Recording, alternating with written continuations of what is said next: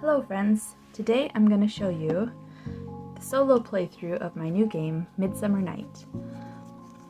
As you may have guessed from the title, it's kind of a Shakespeare Midsummer Night's Dream theme for the art and the goals of the different characters. All of the art is watercolor paintings. I have the originals here that I scanned and digitally stitched together into the cards that you see in the game.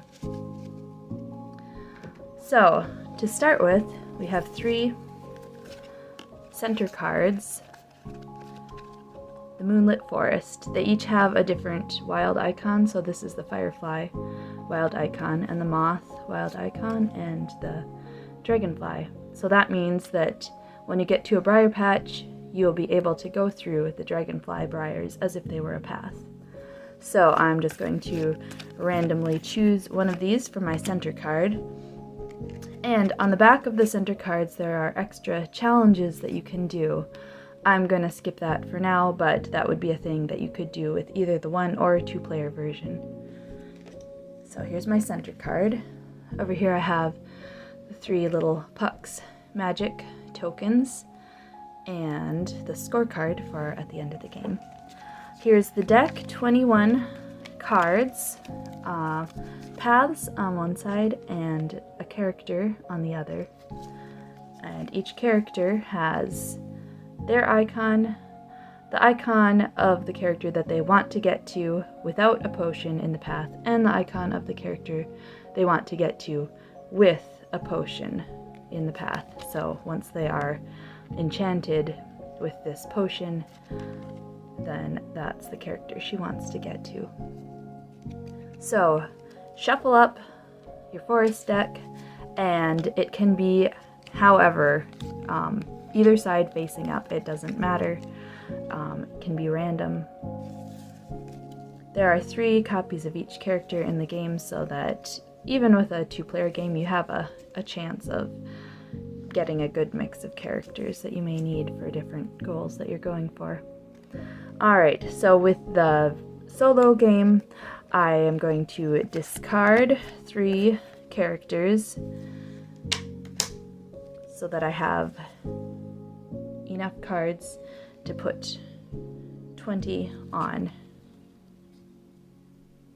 In the 2-player game, you would discard 1 and then give the other person 2 characters for their starting hand, so that is accounting for that. So here's my 2 starting characters for my hand, and this is now my draw pile. So on each turn, you have 2 cards in your hand. Once they're in your hand, you can look at either side,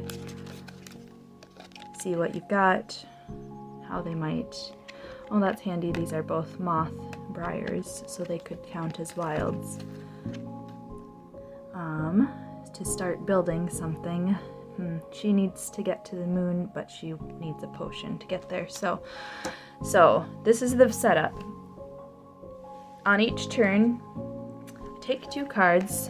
These both happen to be face up, so I can't see what's on the other side until I choose which one do I want to keep and which one do I want to discard. If I was playing a 2-player game, I would choose one to keep and choose one to pass to the other player.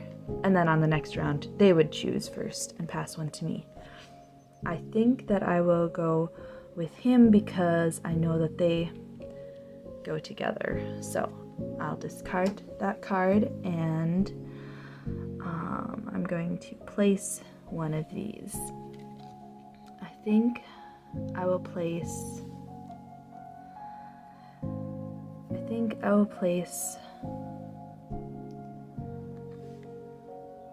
I'm going to put her here and hope that I get a card with a potion that I can overlap there so that she can just go through that way to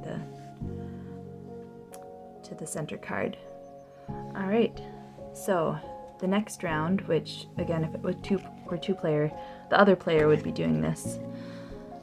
Oh, it looks like all 3 of these guys got in a row. Well, I'm going to choose this one because he has my wild briar icon. So we'll discard that. He also wants to get to the moon. I can just put him kind of anywhere and he'll connect. So he'll connect right here. So that means that he has gotten to his goal. That's 2 points right there. Now my next one. Well, I know that I have this character already, and I don't know what character this is going to be, but also there's a little puck icon on this potion. So I'm going to choose this card. Oh, it's another fairy queen. So I'm going to probably use this side of it. When I place this card, then I get to take one of these, which will allow me to move a card later if I feel like I placed something in the wrong spot. Which actually I might redeem it right now. I'm going to put, let's see,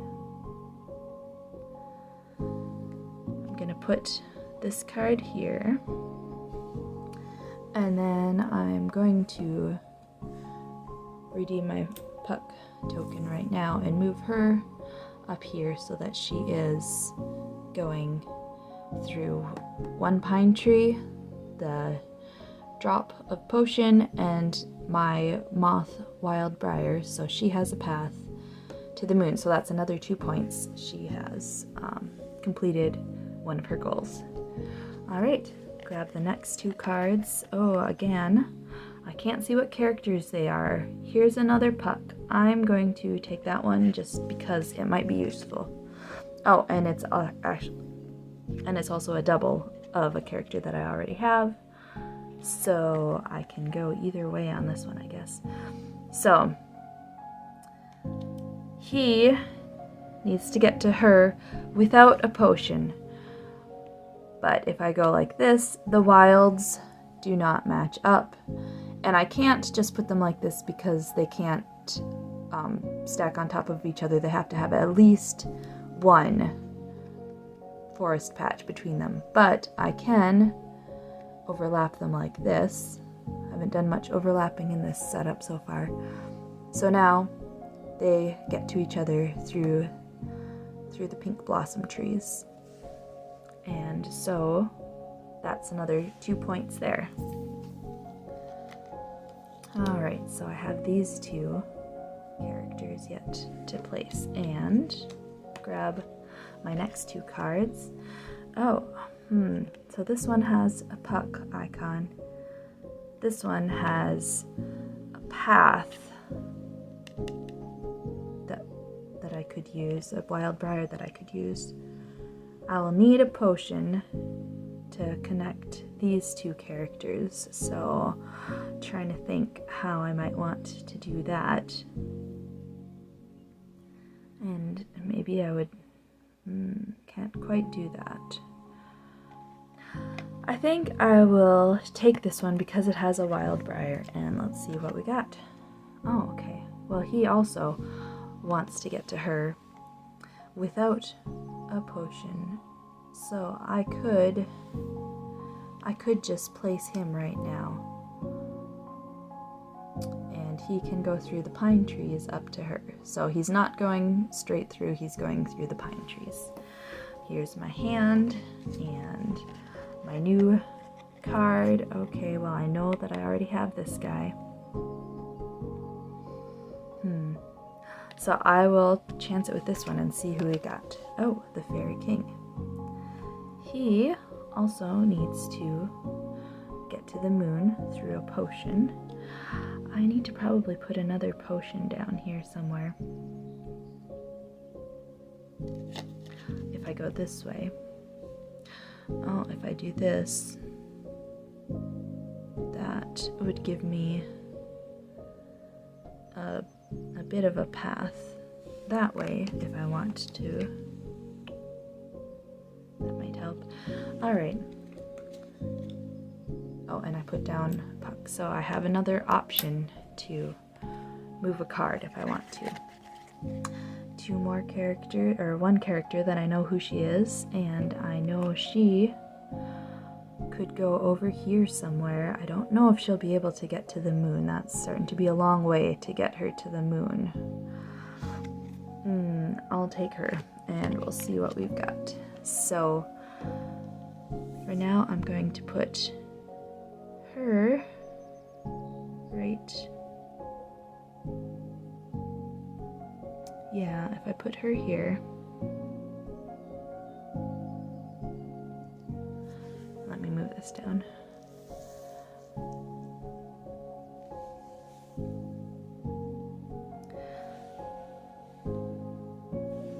Alright, I've put her here so she can go through that potion drop and connect with him.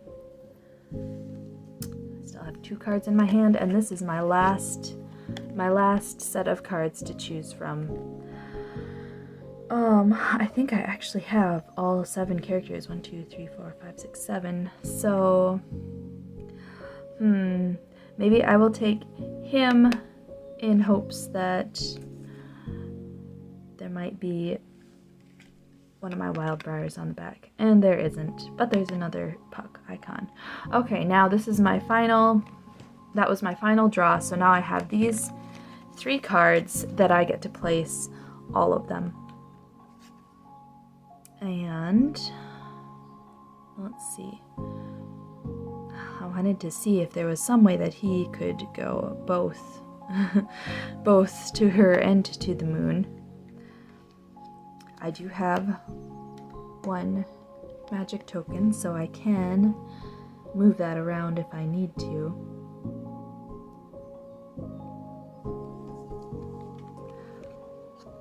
For the sake of not making this too long, I'm just going to put a few things down here. So I think that we'll go with, let's put this here, I think. And I'll put this here. Now that means that he will connect to her, but she does not have a way to connect to him unless, which would be the better thing to do? I could connect them this way. Oh, he connects to her that way. Or I'll just put him right up here to connect to her. Alright. So I didn't actually use my final magic token. Now, the scoring phase.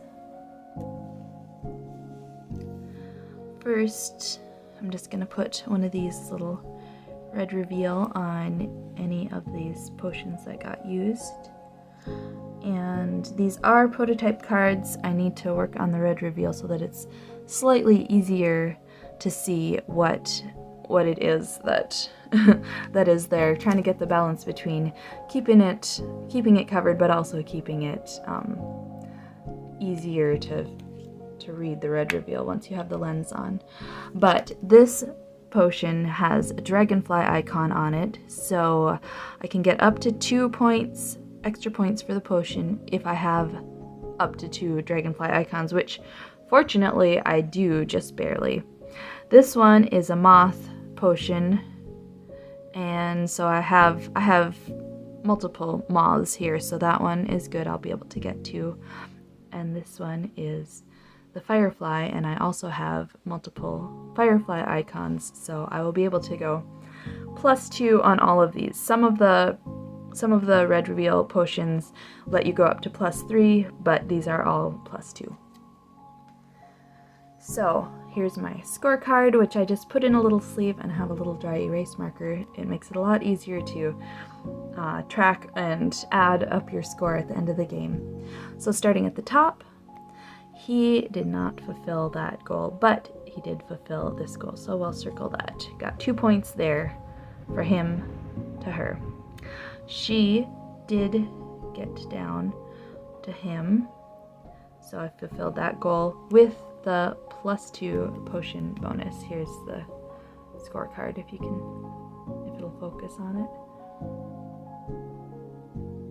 He got to the moon through those 2 wild icons, so that's +2 there. She also got to the moon through her forest, potion, and wild, and that was a +2 wild or potion.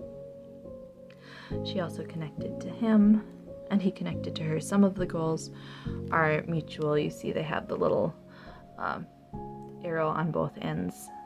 That one, and that one. He did also get to her with the potion. Puck going around and messing up everybody's affections. She was not able to get to him because she can't go through the dragonfly, and she wants to get to him without a potion, so that one did not work out. She also did not make it to the moon, but he was able to get to her without a potion through these 2 pine trees, and he was able to get to her once he had the potion enchantment on him, so that's another 2 plus 2 points there. So then we can just add them all up. If I had done a bonus challenge, that's another 2 points that I would add on. But 2, 4, 6, 8, 10, 12, 14, 16, 18, 20, 22, 24. So our final score is 24. And that is how you play a solo game of Midsummer Night.